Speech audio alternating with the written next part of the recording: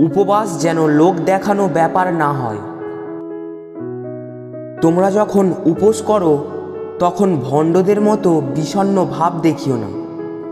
তারা যে উপোস করছে সেটা লোকেদের দেখাবার জন্যই তো তারা মুখখানা অমন শুকনো করে রাখে। আমি তোমাদের সত্যিই বলছি, তাদের পুরস্কার তারা পেয়েই গেছে। যখন তুমি উপোস করো, তুমি বরং তখন মাথায় তেল মেখো, চোখ মুখ ধুয়ো, যাতে তুমি যে উপোস করছো মানুষ যেন তা জানতে না পারে, যেন জানতে পারে শুধু তোমার পিতা আড়ালে থাকেন যিনি। তাহলে তোমার পিতা যিনি গোপন সব কিছু দেখতে পান তিনি তোমাকে পুরস্কৃত করবেন।